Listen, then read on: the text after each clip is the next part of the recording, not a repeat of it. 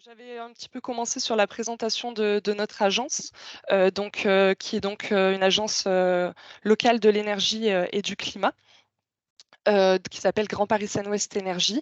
Donc on est une association, locale, de loi 1901, une association classique. On a été, créé en 2008, donc il y a 15 ans, à l'initiative, du territoire, Grand Paris Seine-Ouest.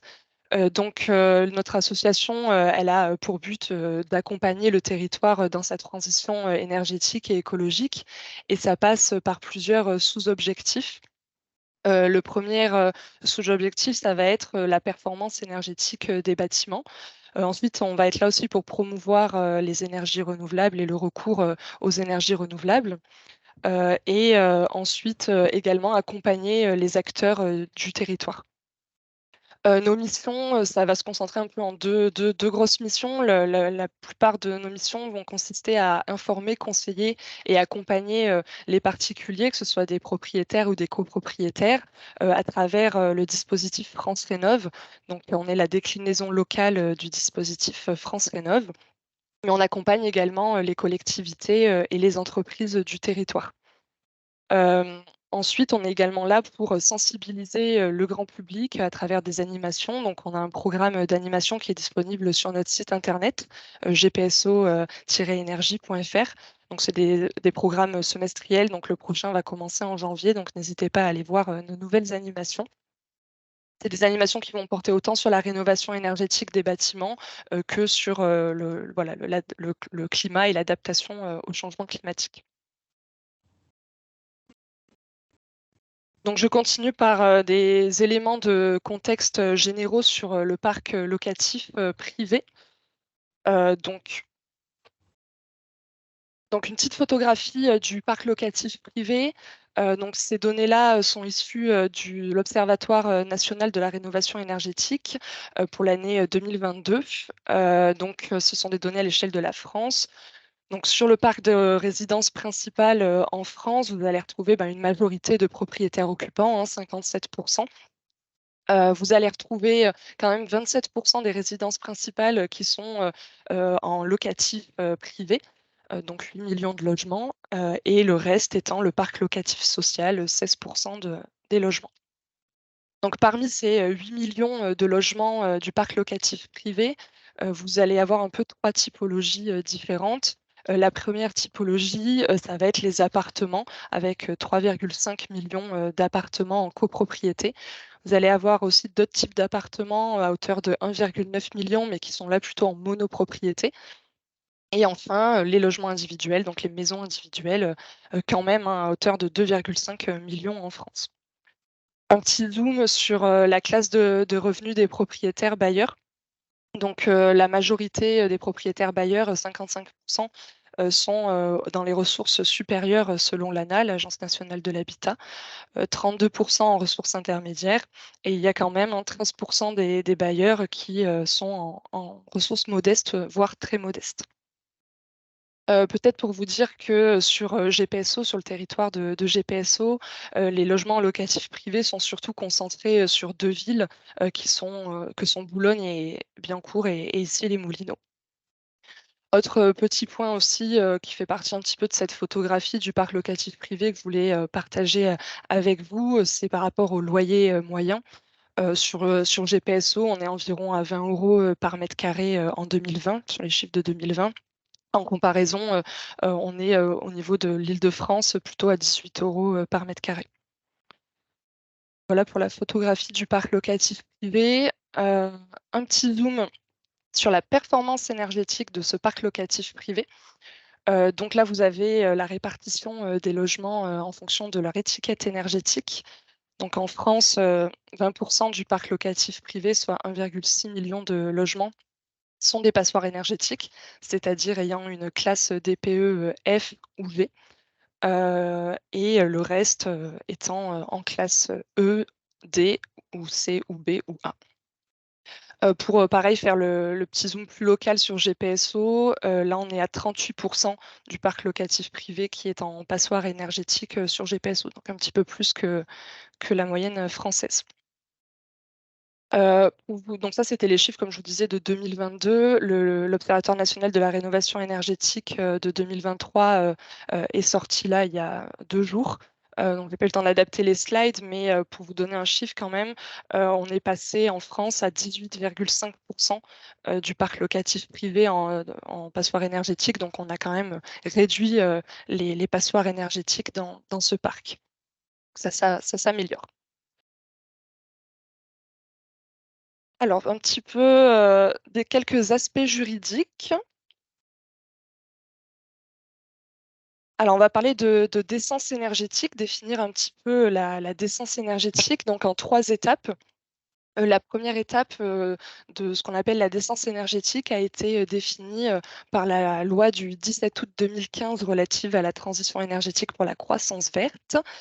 Donc cette loi qui a été ensuite appliquée par le sortie du décret du 9 mars 2017 a permis de définir un critère de performance énergétique minimale à respecter. Là, on est vraiment sur une intégration de la performance à travers des critères de décence du logement. Mais la notion de décence énergétique, elle est basée, comme vous le voyez, que sur des critères qualitatifs. Il n'y a pas encore de quantitatif dans cette première étape en 2017. Donc, les critères qualitatifs, ils vont être de deux points. Le premier point, c'est que le logement, depuis le 1er janvier 2018, doit être étanche à l'air. Donc, par exemple, les ouvrants doivent être jointifs. Et ensuite, le deuxième point, c'est que depuis le 1er juillet 2018, les dispositifs d'ouverture et les éventuels dispositifs de ventilation des logements doivent être en bon état et permettre un renouvellement de l'air et une évacuation de l'humidité adaptée aux besoins et au fonctionnement des équipements. Je pense par exemple aux chaudières à gaz. Seconde étape de la décence énergétique, donc on va de plus en plus loin au fur et à mesure des années. Donc il y a un nouveau décret qui est paru le 11 janvier 2021 suite à la loi du 8 novembre 2019 relative à l'énergie et au climat, qu'on appelle plus communément la loi énergie-climat. Donc là, on va vraiment intégrer un critère mesurable de la performance énergétique basé sur le DPE, le diagnostic de performance énergétique. Donc cette loi, elle a fixé un seuil maximal de consommation d'énergie finale par mètre carré et par an. Donc depuis le 1er janvier 2023, les logements en France sont considérés comme décents si ils ont une consommation d'énergie inférieure à 450 kWh d'énergie finale par mètre carré et par an. Alors, je fais peut-être un petit focus sur qu'est-ce que ça veut dire énergie finale. Donc, c'est vraiment l'énergie qu'on va retrouver et qu'on va payer, hein, que le consommateur va payer, va voir sur sa facture d'énergie. Ce n'est pas la même que l'énergie que l'on voit sur le diagnostic de performance énergétique. Le diagnostic de performance énergétique va permettre de définir une énergie primaire. Et en fait, tout simplement, pour déterminer votre énergie finale, vous devez diviser l'énergie primaire par 2,58. Voilà, puisqu'il y a des pertes en fait, hein, dans le système de production français d'énergie entre l'énergie primaire et l'énergie finale. Donc cette mesure, voilà, elle s'applique au nouveau de contrat de location depuis le 1er janvier 2023. Donc qu'est-ce que c'est un nouveau contrat de location? C'est tous les contrats de location signés à compter de cette date et également les contrats enfin les baux plutôt qui se renouvellent ou se reconduisent tacitement. Ensuite, étape numéro 3, donc on va encore un petit peu plus loin. Suite à la loi du 22 août 2022 portant lutte contre le dérèglement climatique, donc qu'on appelle plus communément la loi climat et résilience. Donc cette loi, elle définit un niveau de performance euh, pour, euh, voilà, pour rendre un logement décent. Il faut que le logement, à partir du 1er janvier 2025, soit situé entre la classe A et la classe F du DPE, soit avoir une énergie inférieure à 420 kWh par mètre carré par an. Ensuite, à compter du 1er janvier 2028, on va encore plus loin puisque seront considérés comme logements décents les logements compris entre la classe A et la classe E. Et enfin, en 2034, à partir du 1er janvier 2034, les logements décents seront ceux compris entre la classe A et la classe D. Deuxième point de cette loi climat et résilience, c'est depuis là, le 24 août 2022, donc c'est déjà effectif. Pour les logements classés F ou G, il n'est pas possible d'appliquer un loyer supérieur à celui du précédent locataire lors de la relocation. Il n'est pas possible aussi de procéder à la révision annuelle voilà, traditionnelle du loyer si c'est le même locataire, ni de proposer une augmentation de loyer lors d'un renouvellement de bail. Ça, c'est pour les logements classés F ou G depuis le 24 août 2022. Donc, toutes ces mesures-là s'appliquent, comme pour la loi énergie-climat de tout à l'heure, aux nouveaux contrats de location. Donc, toujours, hein, c'est la même chose, c'est-à-dire les contrats nouvellement signés et les baux qui se renouvellent ou se reconduisent tacitement. Donc, quels enjeux voilà, à quoi s'expose le bailleur si le logement loué ne respecte pas le seuil minimal de performance énergétique? Donc, déjà, dans un premier temps, c'est voilà, pour vous rassurer quand même, pour vous dire que c'est pas si grave que ça, puisque la non-décence du logement ne remet pas en cause la validité du bail en cours. Voilà, un locataire qui l'accepterait peut très bien continuer à louer votre logement, même il est déclaré comme non décent. Par contre, le locataire dispose d'un recours contre son bailleur si le logement loué ne respecte pas ce seuil minimal de performance énergétique. Donc, tout d'abord, bien sûr, il s'agira de demander au propriétaire la mise en conformité du logement par la réalisation des travaux de rénovation énergétique et d'isolation. À défaut d'accord à l'amiable avec le propriétaire, le locataire pourra saisir à ce moment-là le juge. Donc là, le bailleur, si le juge est saisi, le bailleur s'expose à plusieurs contraintes. Si le juge voilà, constate que le logement ne satisfait pas le seuil minimal, donc ça peut aller à être contraint à réaliser les travaux, aussi d'être contraint à réduire le loyer, et ça peut aller jusqu'à l'indemnisation du locataire. Voilà, le juge peut imposer des dommages et intérêts à payer au locataire. Un cas un petit peu spécifique aussi, c'est que le bailleur peut s'exposer à une conservation de l'allocation logement si l'allocation logement lui est directement versée, ça peut arriver. Alors j'ai juste mis 3 petites questions qu'on nous pose souvent en conseil, donc vous vous posez peut-être ces questions-là aussi, donc on va y répondre. Donc est-ce que les logements du parc social locatif sont-ils concernés par toutes ces exigences de décence énergétique et par le gel des loyers? Donc oui, le parc social est également concerné par les exigences de décence énergétique et donc par les critères de performance énergétique. Cependant, pour le gel des loyers, ça ne s'applique pas aux logements du parc social puisqu'ils sont régis par des dispositions spécifiques déjà initialement. Ensuite, même question pour les meublés touristiques. Donc là, pour le coup, ces logements ne sont pas du tout concernés par le gel des loyers ni par les exigences de décence énergétique, puisque ces critères s'appliquent seulement aux baux d'habitation à titre de résidence principale. Et enfin, dernière question récurrente, c'est comment traiter les situations où il n'y a pas de DPE? Donc là, il y a un petit peu 2 cas. Déjà, vous rappelez que depuis 2007, le DPE est un document obligatoire que l'on doit annexer au bail. Donc, si le locataire n'en dispose pas, il est en droit de l'exiger si son bail date d'après 2017. Par contre, pour les baux signés avant 2007, pardon, et qui ont été reconduits tacitement depuis, le bailleur là n'a pas l'obligation de fournir de façon proactive un DPE, mais si le locataire le demande, il sera obligé de le fournir pour pouvoir apprécier ce respect ou non du seuil de décence énergétique.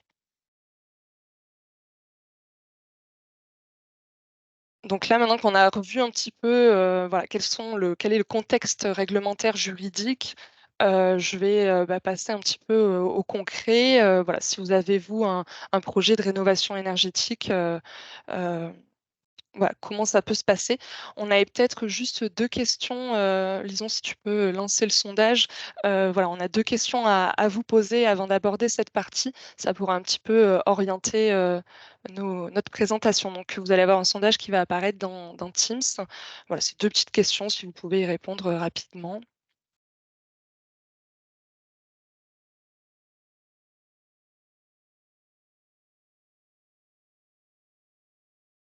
Voilà, première question qui concerne votre logement que vous avez en location. Est-ce qu'il s'agit d'un appartement ou d'une maison? Alors, on n'enregistre pas vos noms, hein, donc vous pouvez répondre de manière anonyme. Et ensuite, deuxième question, où est-ce que vous en êtes dans votre projet?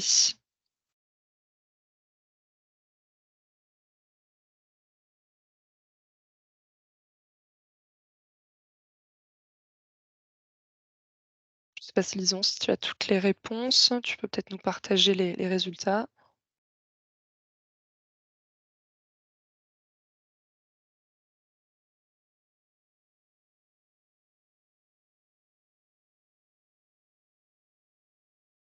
Alors, je ne sais pas si vous voyez le sondage, parce que je crois qu'il y a 0 réponse pour le moment. Non, non, enfin, on ne le voit pas. Ça doit apparaître dans la conversation, c'est ça? C'est dans la conversation, oui. Non, non, je ne vois pas la conversation. Bon, c'est pas très grave, il est toujours actif. Si vous le voyez, n'hésitez pas à répondre. Ou sinon, vous pouvez nous indiquer directement, bon, ce ne sera pas anonyme, mais dans la conversation, vos réponses. Donc voilà, juste savoir si vous êtes plutôt, si vous avez loué plutôt des maisons ou des appartements et où est-ce que vous en êtes dans votre projet de rénovation énergétique.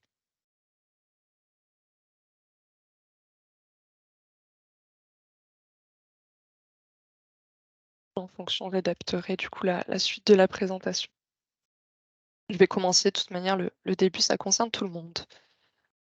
Donc voilà, si vous avez un projet de rénovation énergétique, sachez qu'il existe des aides financières hein, dédiées aux propriétaires bailleurs. Euh, Le menu de la conversation est désactivé. Alors, est-ce que c'est pour ça? Pourtant, certains arrivent à écrire des messages. Bon, vous embêtez pas, hein. Donc je vais commencer sur les conditions d'obtention pour ces aides. Il existe en effet 3 conditions pour les aides. Donc la première condition, ça va être sur les entreprises, les artisans qui vont réaliser vos travaux. Donc il y a obligation de passer par un artisan qui a le label RGE. Donc RGE, ça veut dire reconnu garant de l'environnement. Donc c'est un label qui peut être donné, comme vous le voyez, par plusieurs organismes certificateurs. Mais en tout cas, le label a toujours le même nom, voilà, RGE. Donc vous aurez la présentation ensuite hein, par mail. Donc vous pourrez cliquer sur le lien qu'on vous a mis, qui renvoie directement à l'annuaire de tous les professionnels RGE. Donc c'est un annuaire national, mais vous pourrez filtrer par zone géographique et par poste de travaux. Ça, c'est la première condition valable pour tous les dispositifs financiers. Deuxième condition, pareil pour tous les dispositifs financiers, ça va être de respecter des critères techniques. Donc là, on vous a mis quelques exemples de critères techniques, mais sachez que tout poste de la rénovation énergétique, tout geste de travaux, en fait, va avoir des conditions techniques pour pouvoir être financé. Donc, par exemple, pour les murs, enfin, pardon, pour les parois opaques, en règle générale, on va regarder la résistance thermique apportée par l'isolant, sachant que cette résistance thermique est fonction du matériau isolant et de l'épaisseur. Donc, par exemple, pour les murs, il va falloir respecter au minimum une résistance thermique de 3,7. Pour la toiture, ça va être plutôt une résistance thermique de 6. Le plancher bas, une résistance thermique au moins égale à 3, etc. Au plus la résistance thermique est élevée, au plus l'isolation sera performante. Pour les parois vitrées, ça va être d'autres critères. Là, on va regarder le UW, qui est le coefficient de transmission thermique pardon, qui va renseigner sur la capacité de votre vitrage à vous isoler. Et on va regarder également le facteur solaire, qui est ce note SW, qui va renseigner sur les apports en chaleur du soleil via vos fenêtres. Pour plutôt tout ce qui va être système de chauffage ou production d'eau chaude sanitaire, là, on va regarder l'efficacité énergétique ou le rendement du système. Donc, chaque système a son seuil, sa valeur seuil. Condition numéro 3, c'est la condition de l'accompagnement par un acteur qu'on appelle mon accompagnateur Rénov'. Donc là, ça ne va pas être pour toutes les aides financières, mais pour certaines. Donc les aides financières qui vont être soumises à accompagnement obligatoire par mon accompagnateur Rénov', ça va concerner, alors ça concerne déjà depuis le 1er janvier 2023 l'aide MaPrimeRénov' Sérénité, mais qui est une aide pour les propriétaires occupants, donc ça ne vous concerne pas, et Locavantage, qui est là pour le coup une aide pour les propriétaires bailleurs. Bien sûr, on vous présentera les aides en détail juste après. Et à partir du 1er, alors il y a une petite coquille, c'est à partir du, non, pardon, c'est ça, à partir du 1er janvier 2024 pour le dispositif MaPrimeRénov' Parcours Accompagné. On présentera également par la suite. Là, va potentiellement vous concerner en tant que propriétaire bailleur. Donc, pour rappel, un petit peu le cadre législatif, mon accompagnateur Rénov', ça fait suite à la loi climat et résilience dans le but de toujours de massifier cette rénovation énergétique et d'avoir des rénovations performantes, globales et performantes. Donc, comme je disais, il est déployé progressivement depuis le 1er janvier 2023 et sera surtout renforcé à partir du 1er janvier 2024. C'est une prestation qui est payante, mais vous pouvez avoir, en fonction de vos ressources, une aide financière, voilà, une prise en charge variable, en fonction des ressources. Ça va de 40 de prise en charge à 100 de prise en charge en fonction des ressources du propriétaire bailleur. Qui est ce fameux acteur, mon accompagnateur Rénov'? Donc ça peut être, des espaces conseils France Rénov', comme nous. Ça peut être également ce qu'on appelle des opérateurs ANA, donc ce sont des sociétés privées qui ont une délégation de service public. Nous, sur le territoire, c'est la société, Urbanis qui agit. Ça peut être également, des architectes, des auditeurs énergétiques, et également des sociétés de tiers financement. Donc voilà, une multitude d'acteurs peuvent être mon accompagnateur Rénov'. Donc si ces conditions sont remplies, donc entreprise RGE, critères de performance validés et pour certaines aides financières, l'accompagnement par un accompagnateur Rénov', vous allez pouvoir bénéficier de plusieurs dispositifs financiers. Donc on va commencer par les aides nationales. Alors la première aide nationale, la plus connue, c'est MaPrimeRénov'. Donc MaPrimeRénov' est une aide financière de l'ANA, l'Agence nationale de l'habitat. C'est vraiment le dispositif principal de l'État. Donc en tant que propriétaire bailleur, vous avez accès à ce dispositif MaPrimeRénov'. Il faut que le logement ait été construit depuis plus de 15 ans. Et ça va être une aide financière qui va dépendre de vos ressources. Je vais vous mettre juste après les catégories de ressources pour que vous puissiez rapidement regarder potentiellement où vous vous situez. Retenez bien, ça peut être utile aussi pour les autres aides financières. Donc, il y a 4 catégories de ressources en fonction de votre revenu fiscal de référence et du nombre de personnes qui composent votre ménage à vous. En tant que propriétaire, vous pouvez savoir dans quelle catégorie vous êtes. Donc, une fois que vous avez déterminé votre catégorie de ressources, 2 options vont se présenter à vous pour MaPrimeRénov'. La première option, c'est ce qu'on appelle les travaux geste par geste, travaux spécifiques. Vous allez, en fonction de votre catégorie de ressources, avoir des aides forfaitaires en fonction des gestes de travaux que vous allez effectuer. Donc là, on voit que seulement les ménages aux ressources très modestes, modestes et intermédiaires sont éligibles à cette première option. On vous a mis des exemples sur les isolations, sur les systèmes de chauffage et de production d'eau chaude sanitaire. Option 2, on va parler là plutôt de forfait rénovation globale, donc réservé aux propriétaires intermédiaires et supérieurs. Donc vous avez les montants. Pour les propriétaires supérieurs, c'est un forfait de 5 000 €. Pour les propriétaires intermédiaires, c'est un forfait de 10 000 €.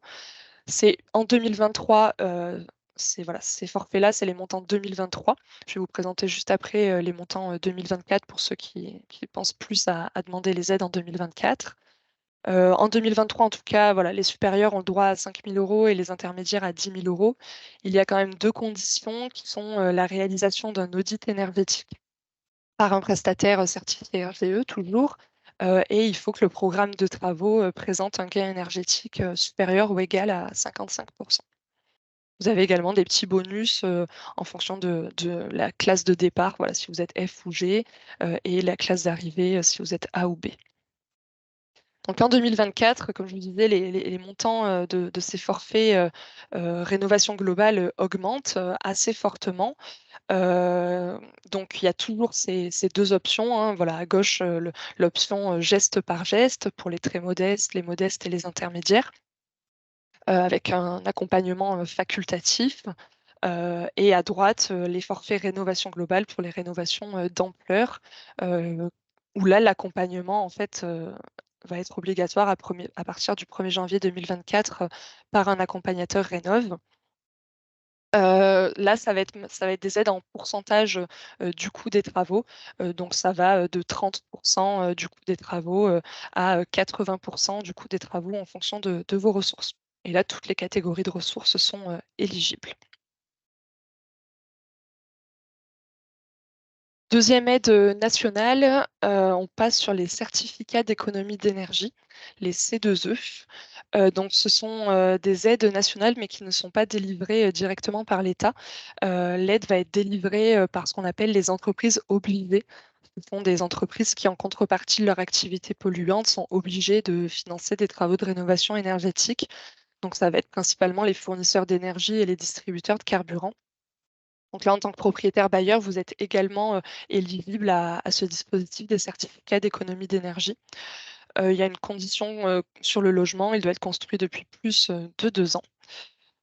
Et vous allez retrouver les deux mêmes options que pour MaPrimeRénov', c'est-à-dire l'option geste par geste et l'option forfait rénovation globale, toujours avec les deux conditions supplémentaires, avoir réalisé un audit énergétique RGE et avoir un programme de travaux vous permettant d'atteindre au moins 55% de gains énergétiques.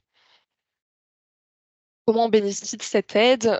Donc, il faut se renseigner directement auprès d'une entreprise obligée. Vous pouvez simuler et comparer en amont les primes proposées par ces différentes entreprises obligées. Nous, on conseille le site nr-pro.fr qui est un comparateur gratuit et indépendant de primes C2E, puisque chaque obligé a l'obligation de vous donner, mais par contre, il va avoir le choix du montant qu'il vous donne. Donc, une fois que vous avez comparé et trouvé le plus offrant pour vos postes de travaux, vous pouvez faire la demande d'aide directement auprès de l'entreprise que vous avez choisie, la plus offrante. C'est une aide qui est à demander avant signature du devis. C'est vraiment quelque chose à bien retenir pour ce dispositif. Il faut que le devis n'ait pas encore été signé pour pouvoir demander l'aide. Ils vous demanderont de fournir le devis définitif, mais non signé. Petite particularité pour cette aide, c'est que vous pouvez faire la demande vous-même, mais vos artisans, entreprises de travaux RGE, peuvent également faire la demande à votre place s'ils sont ce qu'on appelle mandataires. Donc dans ce cas-là, ils font la démarche à votre place et en fait, ils vont percevoir la prime à votre place et du coup, vous déduire dès l'établissement du devis le montant de la prime. Donc ça vous évite de faire la démarche administrative et ça vous permet d'avoir la prime voilà, directement déduite du devis. Ensuite, on va passer donc aux aides fiscales, qui sont également des aides nationales. Donc la première chose assez simple, c'est la TVA à taux réduit. Donc, en effet, quand on réalise des travaux de rénovation énergétique, la TVA est réduite à un taux de 5,5%, sachant que quand on fait des travaux, généralement, c'est plutôt 20%. Donc là, si voilà, ils ont à but de réduire votre consommation énergétique, la TVA est réduite à 5,5%. Donc vous êtes bien sûr éligible en tant que bailleur. Vous n'avez rien à faire, hein. L'artisan applique le bon taux de TVA directement sur le devis. Voilà, si vous avez un questionnement, n'hésitez pas à nous envoyer vos devis pour qu'on puisse vérifier que le bon taux de TVA a bien été appliqué en fonction des lignes de travaux. Il faut juste que le logement ait été construit depuis plus de 2 ans et que bien sûr ça porte sur des travaux de rénovation énergétique. Deuxième aide fiscale qui là va être spécifique pour vous en tant que propriétaire bailleur. Alors elle est un petit peu particulière, donc c'est le dispositif Loc Avantage. Donc c'est un dispositif réservé aux propriétaires bailleurs de logements non meublés. Donc déjà ça c'est la première condition, c'est louer de manière non meublée. Il va falloir ensuite conventionner avec l'ANA, l'Agence nationale de l'habitat, pour une durée de 6 ans. Qu'est-ce que ça veut dire conventionner avec l'ANA? Ça veut dire pratiquer un loyer modéré. Donc vous allez avoir 3 catégories de loyers. Voilà, loyer intermédiaire, loyer social et loyer très social. Et en fonction de la catégorie de loyer, un maximum de loyer à ne pas dépasser. Les locataires doivent également être sous condition de ressources et ne doivent pas faire partie de votre famille. Comme je le disais dans les conditions, c'est un des dispositifs avec accompagnement obligatoire par mon accompagnateur Rénov. Donc, comment ça se présente ce dispositif Loc Avantage? Vous allez avoir 2 avantages. Le premier avantage, c'est une réduction d'impôt calculée sur les revenus bruts du loyer, qui va aller de 15 à 65 de réduction d'impôt en fonction de la catégorie de loyer choisi. Donc 15 si vous choisissez un loyer intermédiaire, 30 si vous choisissez un loyer social et 65 si vous choisissez un loyer très social. Le deuxième avantage, ça va être une prime sur vos travaux de rénovation énergétique. Donc vous pouvez avoir 25 du montant hors taxe de vos travaux subventionnés. On va passer ensuite au dispositif de prêt. Donc, il existe un dispositif de prêt qui s'appelle l'éco-prêt à taux zéro. Donc, les propriétaires bailleurs sont bien éligibles à ce prêt à taux zéro. Donc, il faut juste que le logement ait été construit depuis plus de 2 ans et soit loué en résidence principale. Donc, il y a un petit peu 2 options. Soit vous pouvez emprunter jusqu'à 30 000 euros voilà, dans le cadre de travaux geste par geste. Si par contre vous faites une rénovation globale, c'est-à-dire un gain énergétique supérieur ou égal à 35 vous pouvez emprunter là jusqu'à 50 000 euros sur 20 ans. La procédure, elle est assez simple. Il suffit de se rendre directement auprès de sa banque avant le début des travaux. Voilà, toutes les banques françaises proposent ce prêt à taux zéro. Il suffit de se renseigner directement auprès de sa banque. Sachez que nous, on a un partenariat avec la Banque Postale Île-de-France. Donc, si jamais vous avez du mal à obtenir ce prêt à taux zéro auprès de votre banque habituelle, n'hésitez pas à nous contacter pour qu'on puisse vous mettre en contact avec les conseillers de la Banque Postale Île-de-France. Je n'ai pas précisé, mais c'est vraiment ouvert à tous les propriétaires bailleurs, quelles que soient leurs ressources et quel que soit leur âge. Deuxième type de prêt qui là va être pour le coup réservé aux propriétaires bailleurs modestes et très modestes. C'est ce qu'on appelle le prêt avance rénovation. Donc c'est un prêt assez nouveau, hein, il n'existe que depuis janvier 2022. Donc c'est un prêt qu'on appelle hypothécaire, c'est-à-dire que le remboursement du prêt se fait lors d'une mutation du bien, donc soit à la vente du bien, soit lors d'une succession. Le bien ne doit plus faire ou pas faire l'objet d'un crédit immobilier. Et il y a actuellement que 3 banques qui proposent ce prêt, donc la Banque Postale, le Crédit Mutuel et le CIC.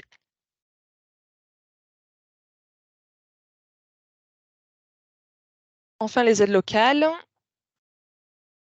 Donc les aides locales, on va partir du plus grand échelon, donc la métropole du Grand Paris. Donc là, la métropole du Grand Paris a fait le choix de subventionner plutôt l'étape avant les travaux, donc l'étape de diagnostic, de conception de votre projet.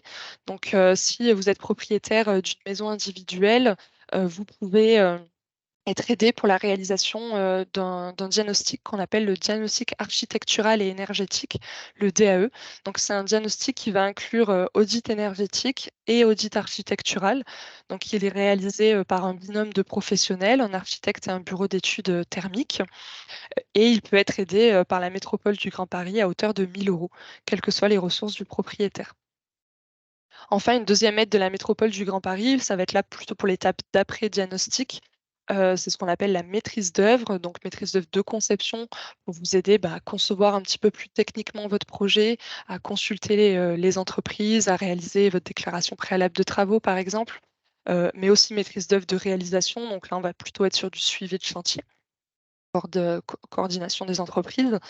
Là, le montant est de 2 000 euros pour une prestation de maîtrise d'œuvre, que ce soit que de conception, que de réalisation, ou les deux. Il y a une petite condition supplémentaire, c'est qu'il faut que le projet de rénovation voilà, envisagé permette d'atteindre un gain énergétique d'au moins 35%.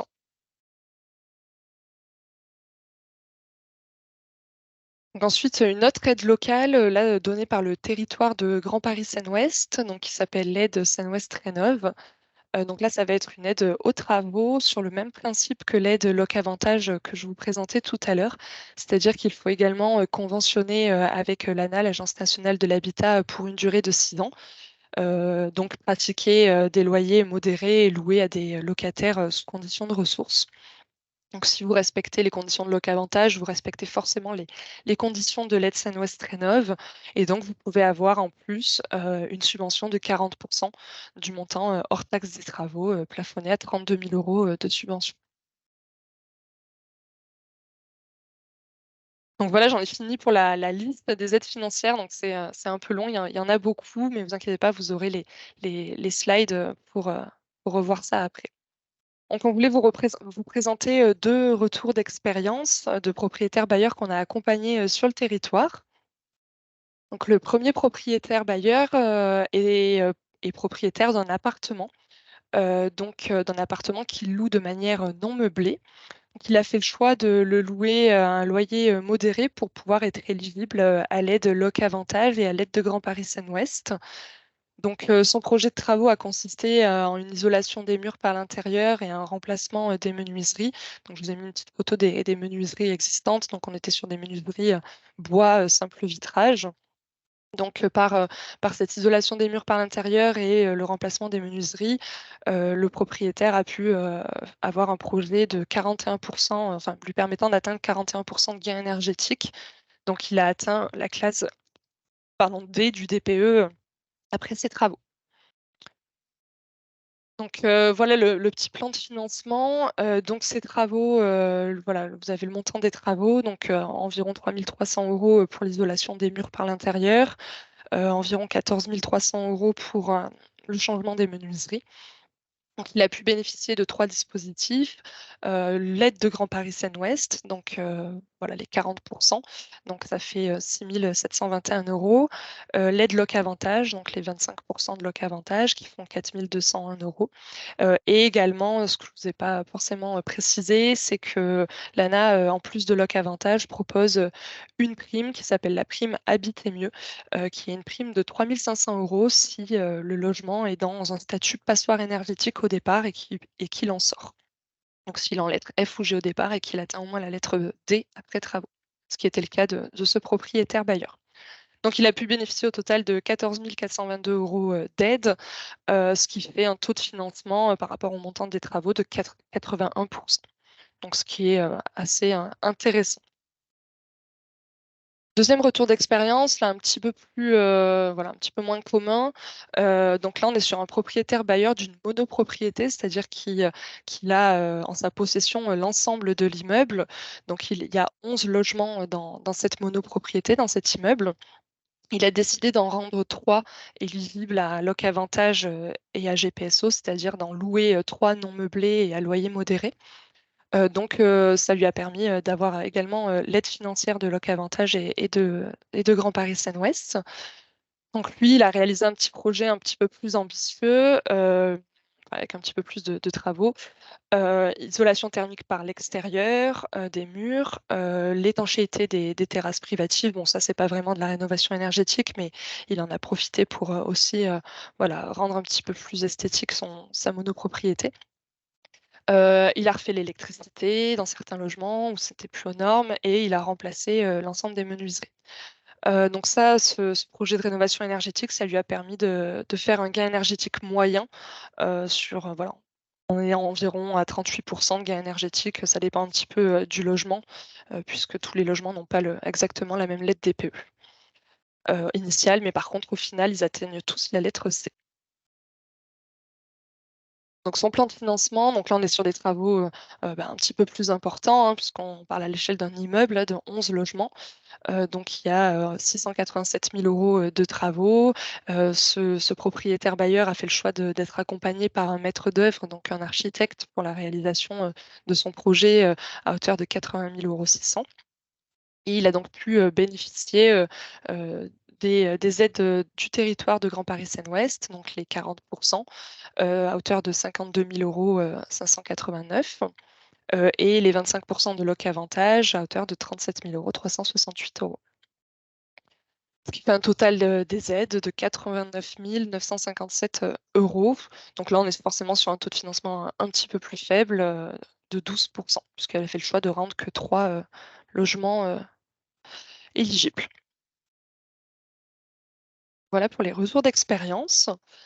Et enfin, pour terminer un petit peu cette présentation, voilà, ça fait peut-être beaucoup d'informations, mais vous inquiétez pas, on est là pour vous accompagner de manière un petit peu plus individualisée si vous le souhaitez.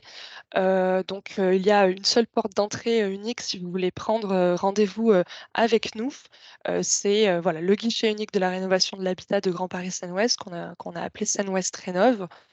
Donc, pour rappel, on est vraiment la déclinaison locale du dispositif national France Rénov'. Donc, on est là pour vous accompagner gratuitement, que ce soit sur les aspects techniques, sur les aspects financiers, et de manière neutre et indépendante.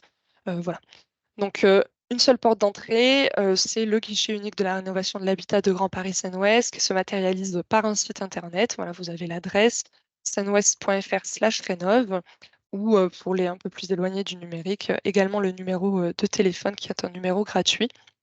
Donc tout simplement, vous remplissez un formulaire de contact sur ce site internet et vous allez pouvoir prendre rendez-vous en ligne directement après le remplissage du formulaire de contact.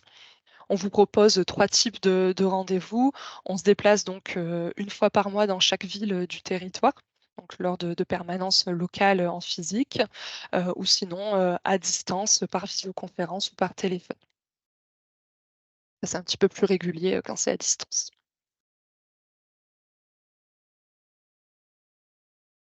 Donc peut-être vous représenter un petit peu les 2 structures qui sont derrière ce guichet unique de la rénovation de l'habitat de Grand Paris Seine-Ouest. Donc il y a d'un côté nous, hein, voilà, l'Agence locale de l'énergie et du climat.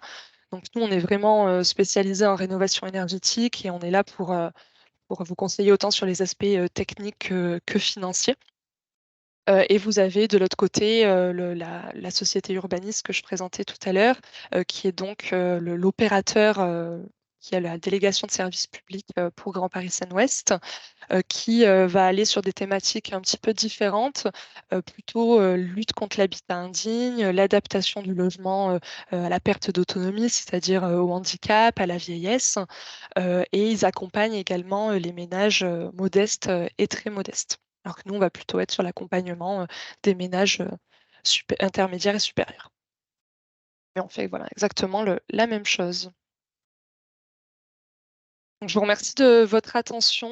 On va pouvoir passer un petit temps de questions-réponses si vous en avez. Donc, je ne sais pas si vous avez réussi à accéder à la conversation. Sinon, n'hésitez pas à ouvrir votre micro et poser les questions à l'oral.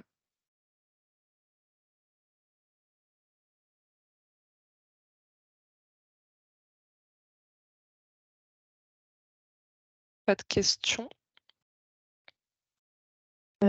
Est-ce que vous m'entendez? Oui, on vous entend. Bon, votre présentation est très complète. Je suis très frappée par la complexité des dispositifs qui en fait visent à pouvoir s'adresser à chaque catégorie de public, ce qui fait qu'on a un petit peu de mal à voir globalement ce à quoi on a droit en fonction de ses ressources et de son projet.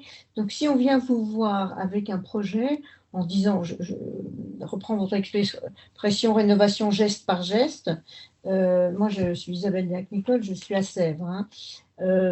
Sèvres-et-Ville-d'Avray.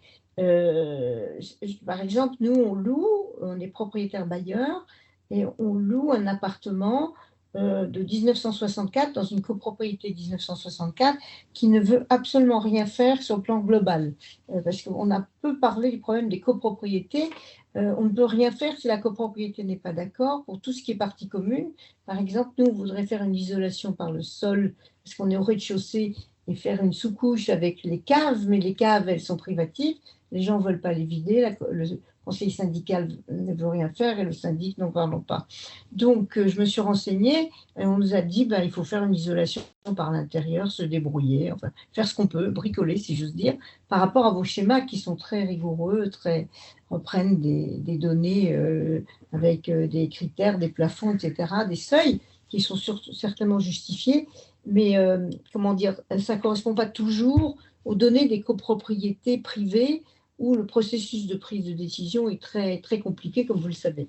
Donc, nous, on envisage de faire une isolation par l'intérieur des murs pignons. J'ai vu que ça rentrait dans vos catégories. Mais alors, j'envisageais, moi, de faire appel à une entreprise qui est très bien, qu'on connaît depuis toujours. Je ne sais pas du tout s'il est RGE. Je sais qu'il est honnête. Je lui ai envoyé un document que vous aviez fourni à mon compagnon avec la liste des matériaux qu'il devait utiliser, qui étaient homologués. C'est une espèce de nomenclature. Il m'a dit qu'il le connaissait, mais je ne lui ai pas demandé s'il avait un label RGE parce que je dois avouer que je ne le connaissais pas. Est-ce qu'on peut venir vous voir de façon privée pour vous demander de l'aide dans ce cas-là? Parce que on a essayé l'accompagnement de GPSO et de votre agence pour la copropriété. Ils ne veulent pas en entendre parler, il n'y a rien à faire. Moi, je m'épuise à essayer de les convaincre. Je dois vous avouer que j'étais de longues années au fonctionnaire au ministère de l'Équipement, donc c'est des problématiques que je connais très bien. Et là, il n'y a vraiment rien à faire. On ne peut rien faire, il faut faire quelque chose nous-mêmes. Et sachant que, par ailleurs, on a un diagnostic pas bon F qu'on a fait quand on a loué, au moment du bail, c'est-à-dire il y a bientôt 2 ans. Et tout le monde a dit, oh, mais non, mais il faut faire ça par quelqu'un d'autre. Ils n'ont pas du tout bien fait. Et le conseil syndical m'a dit, c'est très bien isolé chez vous, on connaît, on y est allé, les précédents locataires avaient demandé. Le fait est qu'il fait bon et qu'ils ont juste changé les robinets thermostatiques pour mesurer la consommation d'énergie par appartement, pour inciter les gens à la réduire. Bref, Ouais. dans ce Oui, mais... comment Oui. Je me permets de vous couper pour vous dire que oui, vous pouvez en effet, moi j'ai déjà été en contact avec votre conjoint, hein, je connais bien votre cas.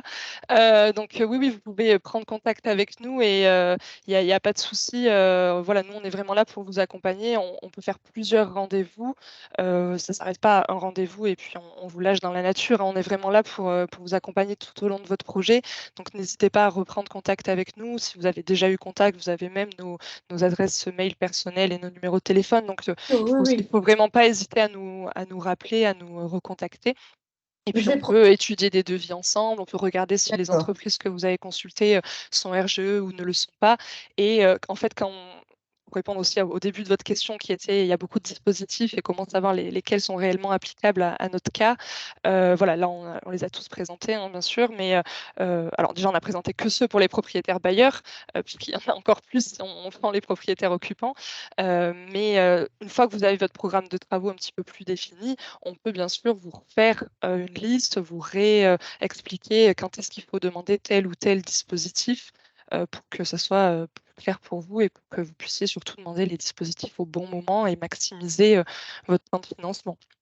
Donc n'hésitez surtout pas, je remets la slide pour moi qui est la plus importante. C'est vraiment prendre rendez-vous avec nous. Voilà, nous on est là, on est plusieurs conseillers pour répondre à vos questions. Et si bien sûr vous avez déjà contact avec un conseiller, le mieux c'est de le ou la recontacter directement. Je vous remercie Voilà. infiniment. Je prends le relais de mon conjoint qui commence à se lasser de la complexité. J'ai dit que désormais j'allais m'en occuper parce que tout simplement notre locataire qui est charmant nous a dit qu'il avait froid avec le mur en pignon. Donc on s'est dit qu'il faut faire quelque chose. Voilà. Mais sinon, je dois dire, c'est remarquable. Votre exposé est remarquable. J'attends les slides parce que vraiment j'apprends plein de choses. Mais je serais contente de vous rencontrer pour avoir une vision plus globale et un peu simplifiée. En tout cas, merci beaucoup. Je vous en prie. Alors, je vois qu'il y a une question dans la conversation. Quel est le délai moyen entre la prise de contact avec un accompagnateur et l'acceptation des aides et démarrage des travaux? Alors là, il y a plusieurs questions. Une, si vous voulez parler du délai pour prendre rendez-vous avec nous, donc les conseillers France Rénov', le délai actuel, c'est 7 jours à peu près, hein. Voilà, environ 7 jours, 10 jours, ça évolue en fonction un petit peu des demandes. Donc si vous allez sur le site internet sanouest.fr/rénov', en fait, vous avez accès en direct. Donc même là, tout de suite, vous pouvez voir et prendre rendez-vous. Même si vous voulez prendre rendez-vous ce soir à minuit, vous pourrez en fait déjà savoir quel est le prochain rendez-vous et prendre rendez-vous avec nous.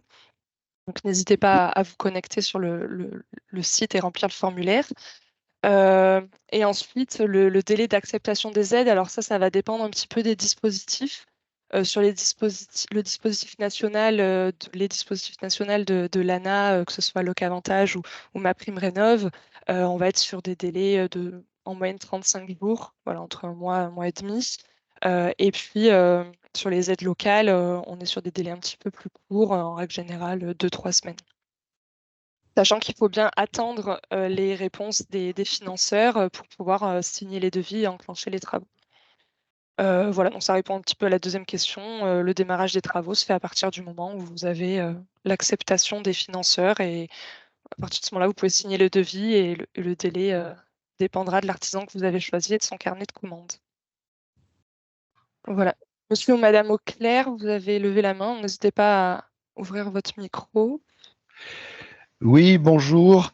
J'ai une question à poser, moi, concernant la méthodologie des diagnostics de performance énergétique. Aïe, aïe, aïe.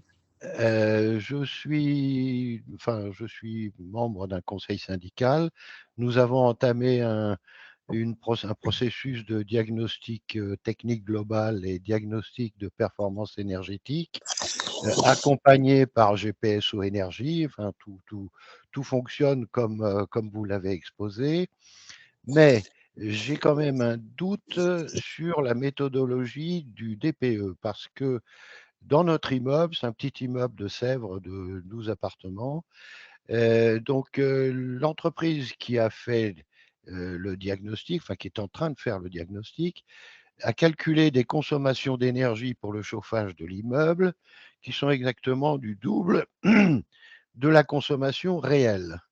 Ça veut dire que à partir de ce calcul, on va faire, enfin, il nous propose des investissements pour réduire les pertes énergétiques, et ces investissements conduisent à des réductions de pertes pour atteindre notamment le fameux 35% qui déclenche la possibilité d'avoir des subventions. Mais on fait le calcul à partir d'une théorie et à partir d'une consommation égale au double de la réalité. Ce qui veut dire que si on va jusqu'au bout du processus, on va faire des travaux, on aura des subventions sur les travaux, et Mais vous puis n'aurez pas les économies attendues. et on n'aura pas les économies prévues, puisque Mm. le 35%, on ne l'aura pas. Quand on va comparer les factures des consommations d'énergie avant travaux et après travaux, ce n'est pas 35% qu'on aura, c'est la moitié. Mm. Bah C'est alors 15 à 20. pour répondre assez rapidement, la méthode de calcul, elle est définie par décret. La méthode, elle s'appelle la 3CL 2021. C'est la même méthode, tous les audits, tous les DPE, enfin tout ce qui est diagnostic, que ce soit le DPE, le DTG, les audits, le diagnostic architectural énergétique dont je vous parlais tout à l'heure, tout ça fonctionne sous une seule et même méthode qui est la 3CL 2021. Voilà, c'est une grosse boîte noire, hein, je ne vais pas vous l'expliquer maintenant. Déjà, je ne la connais pas en entier et puis ça serait trop long. Mais voilà, après, je ne connais pas votre cas précisément. Si vous êtes accompagné par nous, je vous conseille de recontacter votre conseiller voilà, qui vous accompagne. J'imagine que c'est soit Pierre, soit Ahmed. N'hésitez pas voilà, à le contacter et il pourra peut-être regarder un petit peu ce qu'a fait le bureau d'études pour voir s'il y a des choses qui vraiment ne correspondent pas à la réalité. Mais en tout cas, ça arrive. Hein, c'est même dans la plupart des cas le cas voilà, où la consommation théorique calculée dans l'étape du diagnostic est supérieure à la consommation réelle. Et ça, c'est la méthode de calcul et on ne pourra rien y faire. Hein. C'est pas nous qui l'avons faite et c'est pas nous qui avons décidé que c'était celle-ci qui s'appliquait. Alors, c'est effectivement hein, mon correspondant GPSO, c'est Monsieur Abdillahi Ahmed, que vous Mm. venez d'évoquer, j'imagine là. Bon, je lui ai posé la question, il m'a fait la même réponse que vous, et c'est la même réponse que me fait le bureau d'études. On a une méthodologie qui est homologuée, tous les bureaux d'études appliquent la même méthodologie, donc en gros il faut rentrer dans ce système, c'est comme ça, circuler, il n'y a rien à voir, quoi. Alors, OK, moi je veux bien, mais c'est quand même curieux c'est pour ça que j'interviens ce soir, parce que il faudrait quand même qu'on se pose la question de la validité de ce procédé de calcul. Bah, vous inquiétez pas, on est beaucoup à se poser la question et Ah bon, voilà, alors après. d'accord. Après, c'est comme dans toute loi française, hein, il y en a qui ont plus de pouvoir que d'autres, mais voilà, on est beaucoup à se poser la question et vous n'êtes pas du tout le seul à être dans ce cas-là et voilà, à constater un écart entre la réalité et ce qui est donné par la méthode. Mais voilà, aujourd'hui et même dans les années à venir, c'est pas du tout prévu de revoir la méthode de calcul et on a, nous, absolument aucun impact sur cette D'accord. méthode de calcul. Ok, dommage, mais bon. Ouais. Mais voilà, après, ça vous permet d'avoir des subventions supérieures, du coup, c'est l'avantage.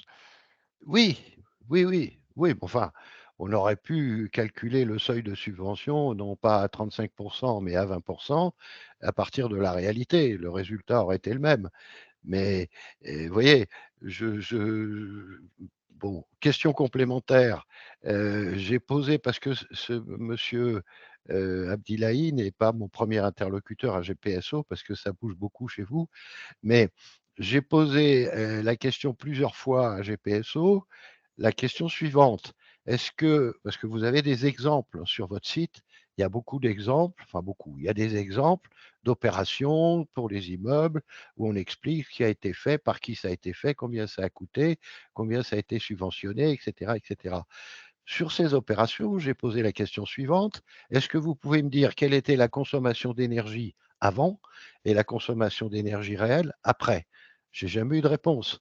Bah alors, Donc on fonctionne toujours sur de la théorie, mais on ne va jamais regarder quelle est la réalité après coup pour vérifier si les hypothèses étaient bonnes. Alors en copropriété, en effet, on ne prend pas ce temps de regarder de suivre les consommations réelles après travaux. Il existe ce qu'on appelle des contrats de performance énergétique, mais voilà, ça va être des prestations payantes que les copropriétés peuvent faire pour suivre les consommations. Et en fait, bon, ça serait un peu long à expliquer, mais si ça ne correspond pas à la réalité, en ce cas-là, ils vous remboursent le différentiel. Et en maison, par contre, nous, on accompagne les propriétaires qui font des travaux de rénovation énergétique jusqu'à 2 ans après la réalisation des travaux pour les aider à suivre les consommations. Bon, mais le suivi Donc, de la on connaît les consommation. consommations réelles après travaux. Oui, mais vous ne les publiez pas. Alors, sur les maisons, si, sur les Ah bon? copropriétés, non. Bah oui, On n'a pas la donnée. c'est un peu dommage parce que c'est ça qui m'intéressait, moi, avant de me lancer dans le processus. J'aurais bien voulu avoir des exemples avec des chiffres réels. Parce Oui, je que comprends. la mesure de la consommation, on n'a pas besoin de passer un contrat pour ça, hein. Il y a un compteur de gaz, on a des factures tous les 2 mois, on nous donne le nombre de kilowattheures consommés, idem pour l'énergie électrique. Donc il suffit Non, de mais alors savoir peut-être pour vous expliquer le contrat de performance énergétique, c'est c'est quelque chose que vous contractualisez avant de réaliser les travaux, ce qui permet en fait d'impliquer plus le bureau d'études et les artisans, les entreprises de Ah travaux oui, dans l'atteinte de la performance et dans l'atteinte du gain énergétique. Et si le gain énergétique n'est pas atteint, ils doivent vous rembourser le différentiel en fait. oui, mais alors, Ce n'est pas juste attendez, une prestation de suivi des consommations. quel est le point de départ? C'est le calcul de consommation théorique? Oui, toujours, oui.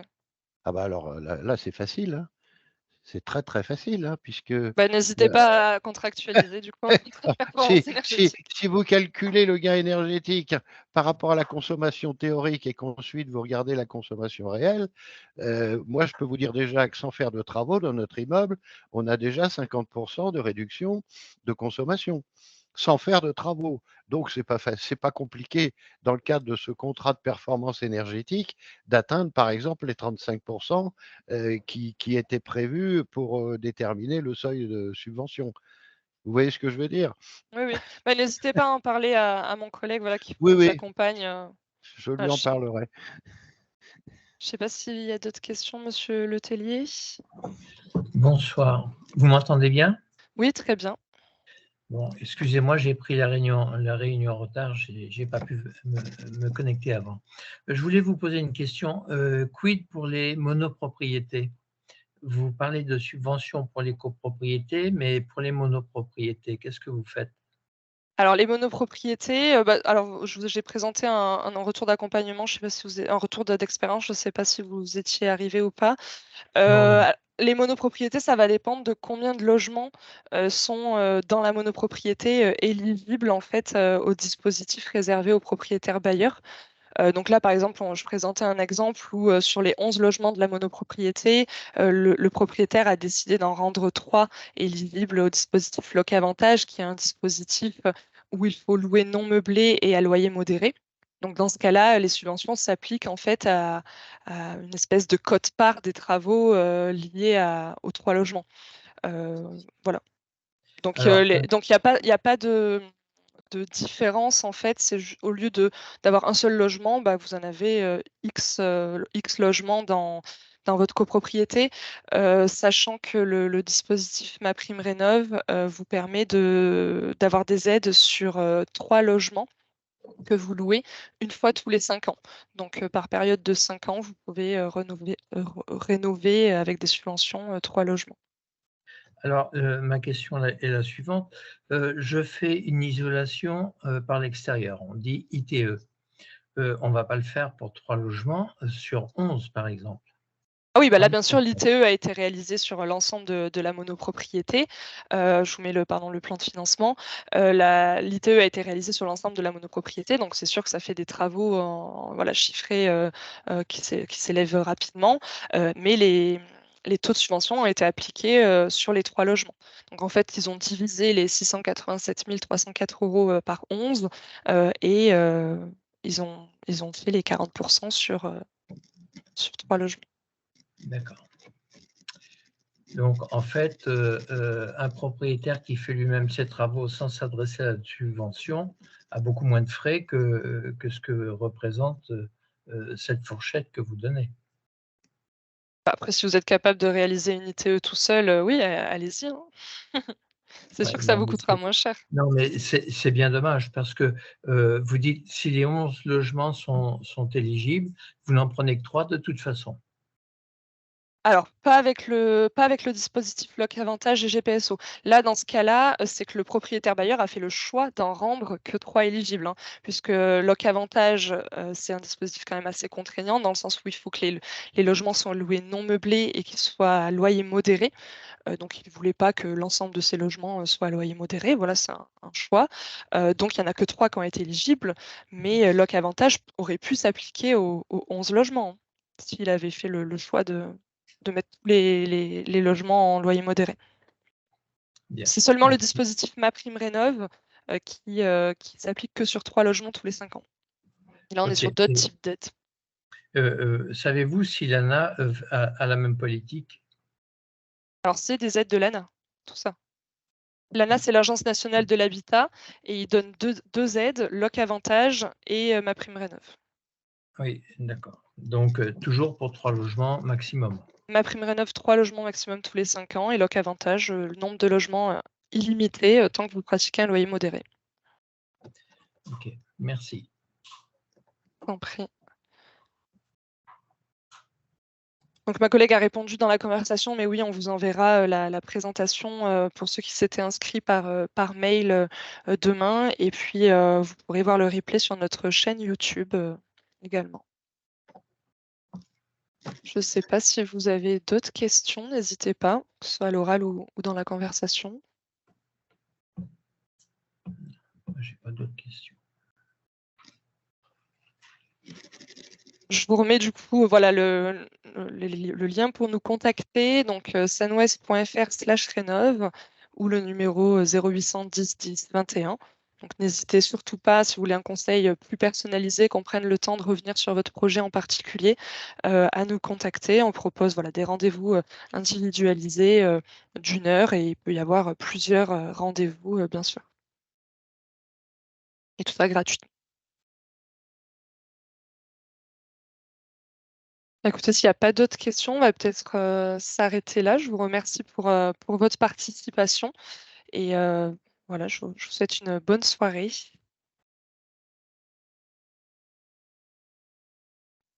Merci beaucoup. Merci. Merci, au revoir. Bonne journée, Au revoir, à bientôt.